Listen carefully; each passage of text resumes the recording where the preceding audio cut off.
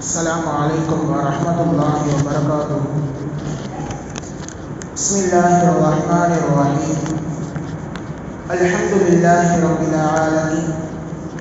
الصلاة والسلام على سيد الأنبياء والمرسلين. أما بعد فقد قال الله تعالى في القرآن الكريم والفرقان المجيد بعد أعوذ بالله من الشيطان الرجيم بسم الله الرحمن الرحيم. ومن الناس من يشتري لهو الحديث ليضل عن سبيل الله بغير علم ويتخذها هزوا أولئك لهم عذاب مهين. صدق الله العظيم. رب اشرح لي صدري ويسر لي أمري واحلل عقدة من لساني يفقهوا قولي. رب يسر ولا تعسر وتمم بالخير وبك نستعين. سبحانك لا علم لنا إلا ما علمتنا إنك أنت العليم الحكيم. எல்லா புகழும் புகழ்ச்சியும் ஏக வல்லவனாகிய அல்லாஹு ஜல்ல ஷானஹு வ தஆலா ஒருவனுக்கே உரித்தாகுக. கண்மணி நாயகம் முஹம்மது ரசூலுல்லாஹ் ஸல்லல்லாஹு அலைஹி வஸல்லம் அவர்களின் மீதும் அன்னாரது அடிச்சுவடுகளை அப்படியே பின்பற்றி நடந்த சத்திய சஹாபாக்கள், தாபிஈன்கள், தபஉ தாபிஈன்கள், ஹுஃபால்கள், ஷஹதாக்கள், நல்லோர்கள், பெரியோர்கள் என இந்த உம்மத்தினர்களாகிய நம் அனைவரின் மீதும் எல்லாம் அல்ல அல்லாஹ்வின் நல்லருள் என்றென்றும் நிறைவாக உண்டாவதாக. ஆமீன். இஸ்லாமிய மார்க்கம் நமக்கு எதுவெல்லாம் அழகானதோ அந்த அழகானதை ஆகுமாக்கியும், எதுவெல்லாம் அசிங்கங்களோ அந்த அசிங்கங்கள் எல்லாம் அகற்றியும் நம்மை வைக்கிறது. இது உங்களுக்கு நல்லது என்று சொன்னால் அது நமக்கு நல்லதாகத்தான் இருக்கும். ஒருவேளை இஸ்லாமிய மார்க்கம் இது உங்களுக்கு கெட்டது என்று சொன்னால் அந்த விஷயம் தீமை நிறைந்ததாகத்தான் இருக்கும். ஆக இப்படி நல்லது எது கெட்டது எது என்று சொல்லி பிரித்தறிந்து அல்லாஹும் சரி ரசூலும் சரி நமக்கு இந்த மார்க்கத்தை களப்பற்ற மார்க்கமாக கொடுத்திருக்கிறார்கள். இன்னும் தெளிவாக சொல்ல போனால் குர்ஆனையும் ஹதீஸையும் இங்கே கொடுத்திருக்கின்றார்கள். அதை ஒரு முஸ்லிம் ஒரு வாழ்க்கை நெறிமுறையாக எடுத்துக்கொண்டு நடக்க வேண்டும். குர்ஆனை நடைமுறைப்படுத்த வேண்டும், குர்ஆனை ஓத வேண்டும். ரசூலுல்லாஹி ஸல்லல்லாஹு அலைஹி வஸல்லம் அவருடைய வாழ்க்கை முறைகளை பற்றி தெரிந்து நபி அவர்களை பின்பற்ற வேண்டும். இப்படி எல்லாம் செய்தால்தான் அவர் ஒரு பரிபூர்ணமான ஒரு முஸ்லிமாக இருக்க முடியும். இதை தவிர்த்து குர்ஆனையும் ஹதீஸையும் விட்டுவிட்டு இஸ்லாமிய மார்க்கத்தை விட்டுவிட்டு நான் வேறு வழிகளில் நான் ஒரு நிம்மதியை தேடி செல்கிறேன், அல்லது குர்ஆன் ஹதீஸில் எனக்கு எந்த விதமான தீர்வும் கிடைக்கவில்லை என்று சொல்லி ஒரு தவறான எண்ணத்தால் வேறு பக்கத்தில் சென்றால் அவைகள் எல்லாம் அசிங்கங்கள் தான், அவைகள் அழகு அல்ல. இஸ்லாமிய மார்க்கமே ஒரு அழகுதான். அதைவிட ஒரு அழகான மார்க்கம், அழகான மதம் என்று பார்த்தால் வேறு எதுவும் கிடையாது. ஆக இந்த இஸ்லாமிய மார்க்கம் இருக்கிறது, அழகானதையை ஏவுகிறது, அசிங்கங்களை இங்கே தடுக்கிறது. அதன் அடிப்படையில் தான் இன்றைக்கு குறிப்பாக இளைய சமுதாயம் சரி, பெரியவர்கள் இருந்து சொல்வாங்க இல்லையா, சிறுவர்கள் முதல் பெரியவர்கள் வரைக்கும் அனைவரையும் சீரழித்து வைத்திருக்கிறது இந்த சினிமாக்கள். குர்ஆனையும் ஹதீஸையும் விட்டு விட்டார்கள், அனைத்தையும் விட்டு விட்டார்கள். ஏதோ சினிமாவை பார்க்க போக வேண்டும் என்று சொல்லி தியேட்டர்களுக்கு சென்று அங்கே சென்று பலவிதமான செயல்களில் ஈடுபடுவது, வீணான செயல்களில் ஈடுபடுவது மார்க்கம் இங்கே எந்த அளவிற்கு கடுமையாக பேசுகிறது என்பதை நாம் பார்க்க வேண்டும். சூரத்துல் லுக்மான் அல்லாஹ் தஆலா சொல்லி காட்டுகின்றார், வமினன் நாஸி மன் யஷ்தரி லஹுவல் ஹதீஸி, மக்களில் ஒரு சிலர்கள் இருக்கின்றார்கள், மன் யஷ்தரி லஹுவல் ஹதீஸ், தேவையில்லாத வீணான பேச்சுகளை விலை கொடுத்து வாங்குவார்கள். தேவையில்லாத பேச்சுகளை விலை கொடுத்து வாங்குவார்கள். எந்த விதமான அறிவு ஞானம் அல்லாமல் அல்லாஹுடைய பாதை விட்டும் ஒரு மனிதனை திருப்ப வேண்டும் என்பதற்காக வேண்டி தேவையில்லாத விஷயங்கள் எல்லாம் விலை கொடுத்து வாங்குவார்கள். இப்படிப்பட்டவர்களுக்கு உலாய்க லஹும் அஸாபுன் முஹீன், அல்லாஹ் தஆலா சொல்வது இழிவடையக்கூடிய வேதனை நாளை மறுமையில் இருக்கிறது என்று அல்லாஹ் தஆலா திருக்குர்ஆனில் சொல்லி காட்டுகின்றார். இந்த வசனம் ஏன் இறங்கியது என்று சொன்னால் நம் தலைப்பிற்கு சற்று பொருத்தமாக இருக்கும். நத்ர் இப்னு ஹாரிஸ் என்று ஒருவன் இருந்தான். அவன் என்ன செய்தான் என்று சொன்னால், பாரசீகத்தில் உள்ள அனைத்து விதமான கட்டுக்கதையில் உள்ள புத்தகங்களை எல்லாம் வாங்கி வந்து அரபு மக்களிடத்தில், அதிலும் குறிப்பாக மக்காவாசிகளிடத்தில் அந்த கட்டுக்கதைகளை எல்லாம் சொல்லிக் கொண்டு வந்தார். அதாவது ஸ்டோரி புக்ஸ், நாவல் எல்லாம் எழுதுறாங்களா இல்லைங்களா, அந்த மாதிரி பாரசீகத்தில் உள்ள நாவல்கள், பாரசீகத்தில் உள்ள கதைகள், அது எல்லாம் வாங்கிட்டு வந்து இதோ முஹம்மது உங்களுக்கு ஆது சமூதை பற்றி சொல்கிறார், ஆது சமூது வரலாறுகளை பற்றி சொல்கிறார், இதோ வாருங்கள் நான் உங்களுக்கு பாரசீக கவிகளை நான் உங்களுக்கு பாடி காட்டுகிறேன், பாரசீக கதைகளை நான் உங்களுக்கு சொல்லி காட்டுகிறேன், அதில் ஆபாசங்களும் நிறைந்திருக்கும் என்று சொல்லி இப்படி கதைகளை அவன் சொல்லிக் கொண்டிருக்க, அதாவது நபி அவர்களிடம் நீங்கள் செல்ல வேண்டாம், என்னிடத்தில் வாருங்கள், இதோடு நல்ல நல்ல கதையெல்லாம் வச்சிருக்கிறேன் என்று சொல்லி சொல்லும் பொழுதுதான் அல்லாஹ் தஆலா இந்த வசனத்தை இறக்குகிறான் என்று சொல்லி முஃபஸ்ஸிரீன்கள் இங்கே எழுதுகிறார்கள். இன்னும் ஒரு சிலர்கள் இப்படியும் எழுதுகிறார்கள். இதே நத்ர் இப்னு ஹாரிஸ் என்பவர் என்ன செய்தார் என்று சொன்னால், ரசூலுல்லாஹி ஸல்லல்லாஹு அலைஹி வஸல்லம் அவர்களிடம் யாரும் சென்று இஸ்லாத்தை ஏற்றுவிடக்கூடாது என்பதற்காக வேண்டி அழகுகளை எல்லாம் விலை கொடுத்து வாங்குகின்றார். அவர்களுக்கு ஒரு அரைகுறையான ஆடைகளை அணிவித்து அவர்களை நடனம் ஆட வைக்கின்றார். அதாவது வருபவர்களுக்கு மது அளிக்கப்படும், மதுவை குடித்துவிட்டு அவர்கள் நடனம் ஆடுவதை வருபவர்கள் பார்க்க வேண்டும்.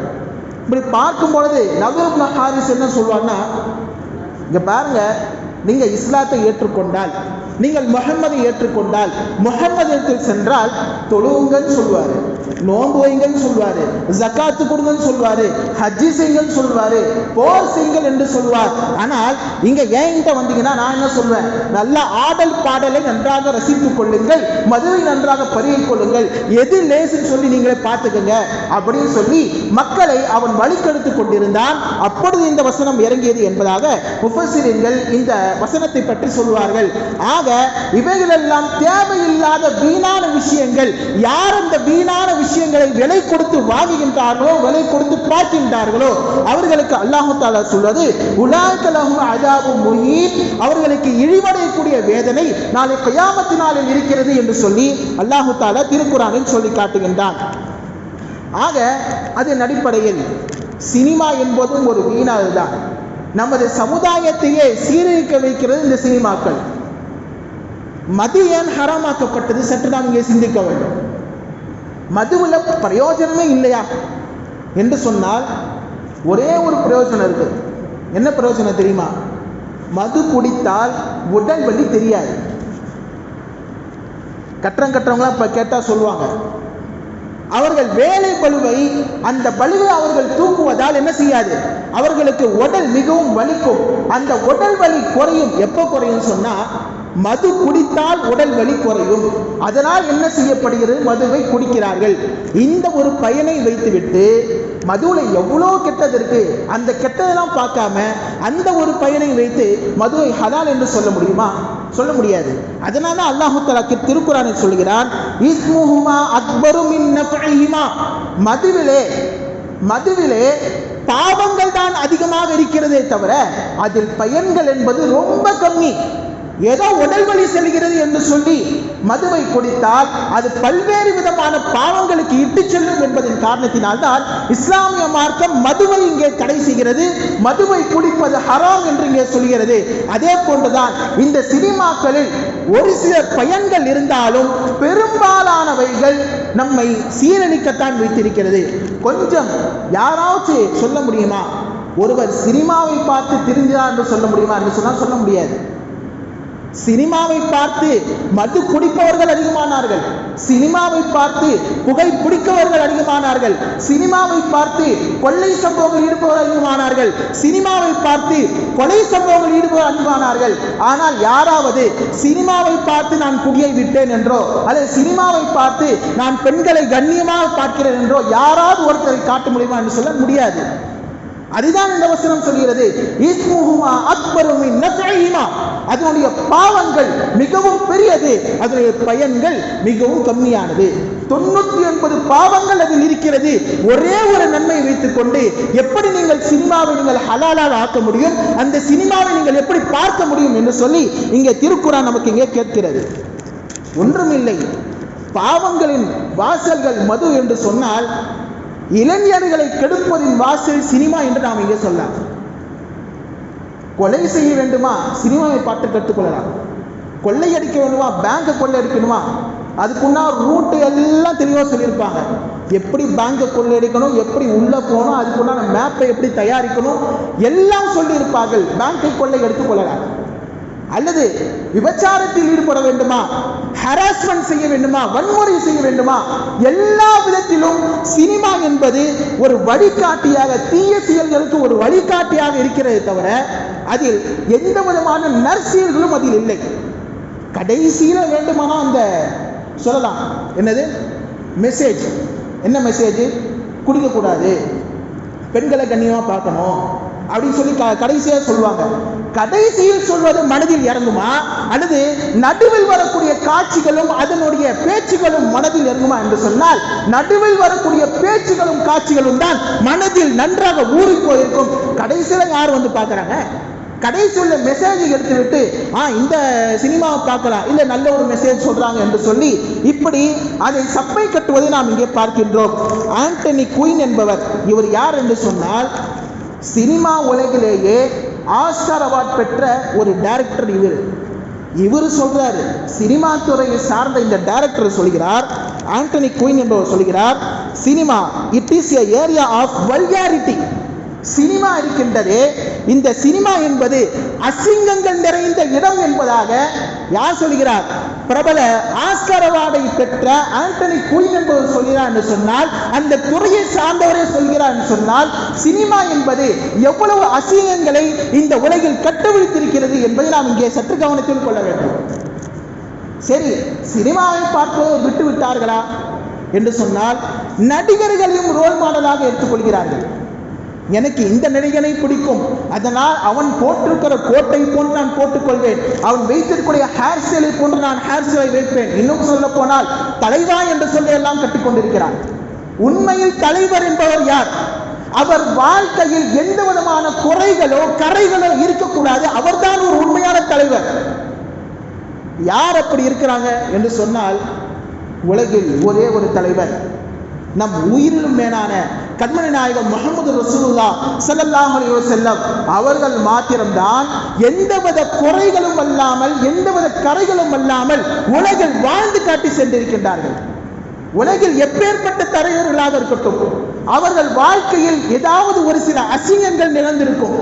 ஏன் நடிகர்களை ரோல் மாடலாக எடுத்துக்கொள்கிறார்களே, அவர்களும் கூட முன் சென்ற காலத்தில் ஏதாவது ஒரு தவறை செய்திருக்கலாம், செய்திருப்பார்கள், கட்டாயமாக செய்திருப்பார்கள். ஆனால் நபி அவர்கள் குழந்தை பருவத்தில் இருந்து வஃபாத் ஆகிறவருக்கும் எந்த ஒரு தவறும் செய்தில்லை என்று சொல்லி குர்ஆன் ஹதீஸ் அதற்கு ஆதாரம். ஒருவர் நல்லவர் என்று சொல்லி சர்டிபிகேட் கொடுப்பாங்க, நிக்கா செய்யும் போது கொடுப்பார்கள். இந்த மாப்பிள்ளையுடைய தன்மை இப்படி, இவர் இப்படியெல்லாம் சம்பாதிக்கிறாரு, இவருக்கு ஒரு சில நல்ல நல்ல குணங்கள் எல்லாம் இருக்கிறது என்று சொல்லி திருமணம் செய்யும் பொழுது அந்த மாப்பிள்ளையுடைய குணங்களை பற்றி சொல்லப்படும். அப்பொழுது ரசூலுல்லாஹி ஸல்லல்லாஹு அலைஹி வஸல்லம் வயது 25, கதீஜா அம்மையார் வயது 40. அப்பொழுது நபி அவர்களுடைய தன்மைகளை சொல்லப்பட்டது. நபி அவர்களுக்கு அல் அமீன், அஸ்ஸாதிக், உண்மையாளர், நம்பிக்கையாளர் என்று சொல்லி நபி அவர்களுக்கு ஒரு பட்ட பெயரை அரபுகள் கொடுத்து வைத்திருந்தார்களே, இது முதல் தருணம். ரசூலுல்லாஹி ஸல்லல்லாஹு அலைஹி வஸல்லம் அவர்கள் நிக்கா சொன்ன தருணம் இது.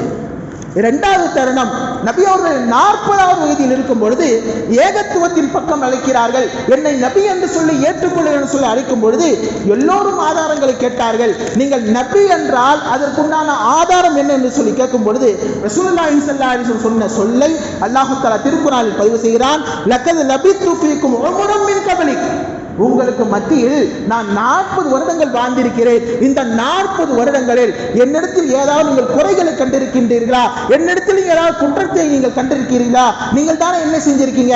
அல் அமீன் அஸ்ஸாதிக் என்று சொல்லி என்னை அழைத்திருக்கிறீர்கள். என் வாழ்நாளில் ஒரு பொய்யாவது சொல்லியிருப்பேனா அல்லது வேறு ஏதாவது நம்பிக்கை துரோகம் செய்திருப்பேனா என்று சொல்லி சற்று சொல்லுங்கள் என்று சொல்லி தனது நுபுவத்தை அங்கே நிரூபிக்கிறார்கள் ரசூலுல்லாஹி ஸல்லல்லாஹு அலைஹி வஸல்லம்.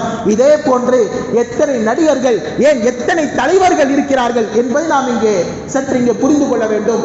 ஆக நடிகர்களை யார் யாரெல்லாம் ரோல் மாடல்களாக ஏற்றுக்கொள்கிறார்களோ அவர்கள் உண்மையில் உங்களுடைய தலைவர்கள் அல்ல, அவர்கள் உங்களை வழிகெடுக்க செய்கிறார்கள் என்பதான் அர்த்தம். ஒன்றும் இல்லை, அந்த நடிகனுக்கு ஏற்கனவே திருமணமாகி இருக்கும். சினிமாவில் காட்டும் பொழுது அவன் வேறொரு நடிகையோடு இருப்பான், அல்லது அந்த நடிகைக்கு திருமணமாக இருக்கும். சினிமாவில் காட்டப்படும் பொழுது அவள் வேறொரு நடிகனோடு இருப்பதை போன்ற காட்சிகள் இங்கே உருவாக்கப்படுகிறது. நிறைய ஆபாசங்கள் இங்கே உருவாக்கப்படுகிறது. பிள்ளைகளை எப்படி நம்ம கண்ட்ரோல் பண்றது? கண்ணை மூடிக்க வேண்டியதான். கண்ணை மூணாவது சும்மா இருப்பாங்களா? இருக்க மாட்டாங்க. ஆக சினிமா என்பது தற்பொழுதுள்ள பிஞ்சில் இருந்து பெரியவர்கள் வரைக்கும் அனைவரையும் சீர்கேட்டில் தான் இங்கே விட்டு செல்கிறது என்பதை நாம் இங்கே தெள்ள தெளிவாக பார்க்கிறோம். பொழுதுபோக்கு என்கிறார்கள். பொழுதுபோக்கு என்று சொன்னால் உண்மையிலே பொழுது போகதான் செய்யுது. எப்படி பொழுது போகுது? பொழுது போக்கிறது, பொழுதே போகுது, காலம் போகுது, நேரம் போகுது, கடைசியாக ஆயுளும் போகிறது, மௌத்தும் இங்கே வந்து விடுகிறது. ஒரே அந்த ஒரு பொழுதுபோக்கை முன்வைத்து நான் இதோ என்னுடைய 2 மணி நேரத்தை அல்லது 3 மணி நேரத்தை கழிக்கிறேன் என்று சொல்லி 3 மணி நேரம் வெறுமன வீணான அந்த ஒரு சினிமாவை பார்த்தாலே நம்ம நாளைக்கு அல்லாஹ்ட்ட பதில் சொன்னோமா இல்லையா? அல்லாஹ் கேட்பானா இல்லையா? உனக்கு நான் ஓய்வு நேரத்தை கொடுத்தேனே, நீ என்ன செய்தாய் இந்த ஓய்வு நேரத்தில்? ரசூலுல்லாஹி ஸல்லல்லாஹு அலைஹி வஸல்லம் சொல்கிறார்கள், 2 விதமான விஷயங்கள் மனிதர்களுக்கு கொடுக்கப்பட்டிருக்கிறது. ஒன்று ஓய்வு நேரம். ஓய்வு நேரம், அந்த ஓய்வு நேரத்தை பற்றி நாளை கியாமத்தில் அல்லாஹ் தஆலா விசாரிப்பார். ஏனால் ஓய்வு நேரம் என்பது அல்லாஹ் கொடுத்த ரஹ்மத். அந்த ஓய்வு நேரத்தில் இறைவனை நெருங்குவதற்குண்டான வழிகளை தேட வேண்டுமே தவிர இறை அருளை விட்டும் தூரமாவதற்கு நாம் முயற்சியில் ஈடுபடக்கூடாது. ஆக இங்க ஓய்வு நேரம் என்பது அல்லாஹ்வின் புறத்திலும் கொடுக்கப்பட்ட ரஹ்மத் என்று சொல்கிறான். ஆக ஓய்வு நேரத்தை இப்படி வீணடித்தால் நாளை கியாமத்தில் கண்டிப்பா அல்லாஹ் தஆலா கேள்வி கேட்க மாட்டானா? அது மாத்திரமல்ல, இங்கே குர்ஆனில் அல்லாஹ் தஆலா சொல்கிறான் கடைசியாக ஒரு விஷயம். யார் யாரெல்லாம் நடிகர்களை ரோல் மாடலாக எடுத்துக்கொள்கிறார்களோ, நடிகர்கள் மாத்திரமல்ல, மற்ற தலைவர்களை ரசூலுல்லாஹி ஸல்லல்லாஹு அலைஹி வஸல்லம் அல்லாத மற்ற தலைவர்களின் மீது எந்த அளவிற்கு பிரியத்தை வைத்திருப்பார்களோ அவரை பற்றி எச்சரிக்கை செய்வதற்குண்டான ஆயத்து. நபியை நீங்கள் சொல்லுங்கள், ஆபாவுக்கும் உங்களுடைய பெற்றோர்கள், அப்னாவுக்கும் உங்களுடைய குழந்தைகள், அஹ்வாத்துக்கும் உங்களுடைய சகோதர சகோதரிகள், அஸ்வாஜுக்கும் உங்களுடைய மனைவிமார்கள், அஷீரத்துக்கும் உங்களுடைய குடும்பத்தார்கள், அம்மாருக்கு தரத்துமோஹா நீங்கள் சேர்த்து வைத்திருக்கிற அனைத்து செல்வங்களும், நீங்கள் செய்கிற வியாபாரம், நீங்கள் வசிக்கிற வீடு, இவைகள் எல்லாவற்றையும் விட நபி அவர்களின் மீதும் அல்லாஹ் மீதும் பிரியம் அதிகமாக இருக்க வேண்டும். ஒருவேளை எனக்கு அல்லாஹ் ரசூலின் மீது பிரியம் கம்மியாக இருந்தால் என் மனைவி மீது தான் அதிகமான நேசத்தை வைப்பேன், என் அத்தா அம்மா மீது அதிகமான நேசத்தை வைப்பேன், என் வியாபாரத்தின் மீது அதிகமான நேசத்தை வைப்பேன் என்று யார் சொல்கிறார்களோ அல்லாஹ் தஆலா திருக்குர்ஆனில் சொல்கிறான், அவர்கள் நோவினை தரக்கூடிய வேதனை அவர்கள் எதிர்பார்க்கட்டும் என்று சொல்லி அல்லாஹ் திருக்குர்ஆனில் சொல்லி காட்டுகின்றான். ஆக பிரியம் என்பது யார் மீது வைக்க வேண்டும்? அல்லாஹ்வின் ரசூலின் மீது வைக்க வேண்டும். அதற்கு பிறகுதான் மற்ற எல்லாரின் மீதும் பிரியத்தை வைக்க வேண்டும். ஆனால் சமீபத்தில் நாம் நடக்கக்கூடிய காட்சிகளை பார்த்தால் அப்படி அல்ல. அப்படியே தலைகீழாக சற்று யோசித்து பாருங்கள்.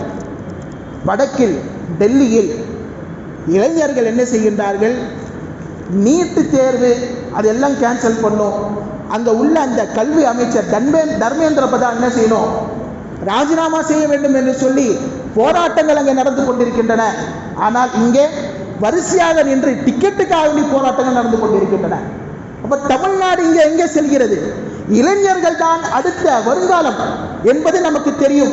வருங்கால தமிழ்நாடு நம்ம கண்களுக்கு நல்லாவே தெரியுது. இனி இப்படிதான் இருக்கும் அப்படின்னு சொல்லி ஒரு காலத்தில் சமீபத்தில் நம்ம சொல்வது உண்டு, கேள்விப்பட்டது உண்டு, வடநாட்டுக்காரனுக்கு அறிவில்லை என்று சொல்லும். ஆனால் தற்பொழுது வடநாடு தமிழ்நாட்டுக்காரனை போன்ற அறிவாளையாக இருக்கின்றான். தமிழ்நாட்டுக்காரன் எப்படி ஆறோம்? நம்ம அறிவியலர்களாக நாம் இருக்கிறோம். ஒரு நடிகனை பின்தொடர்ந்து ஒரு சமூகம் செல்கிறது, அதிலும் இஸ்லாமியர்கள் அதில் ஈடுபட்டு இருக்கிறார்கள் என்பதுதான் ஒரு வருத்தமான விஷயமும் கூட. ஆக உங்களுக்கு ரோல் மாடல்களாக நீங்கள் எடுத்துக்கொள்ள வேண்டும் என்று சொன்னால் அல்லாஹையும் ரசூலையும் தான் எடுத்துக்கொள்ள வேண்டுமே தவிர வேறு யாரையும் நீங்கள் ரோல் மாடல்களாக எடுத்துக்கொள்ளக்கூடாது. அப்படி ஒருவேளை எடுத்தால் பிரியம் அதிகமானால் அல்லாஹ் சொல்வது, நீங்கள் அல்லாஹின் புறத்திருந்த வேதை நீங்கள் இருப்பார்கள் என்று அல்லாஹு தஆலா திருக்குர்ஆனில் சொல்லுகிறான். ஆக சினிமாக்கள் நம்மை சீர்கெடுக்குமே தவிர ஒருபோதும் நம்மை சீராக்காது என்று சொல்லி எனது உரையை இத்துடன் நிறைவு செய்கின்றேன். வ ஆகிரு தஅவானா அல்ஹம்துலில்லாஹி ரப்பில் ஆலமீன். சுன்னத்துவாவை தொழுது கொள்ளுங்கள்.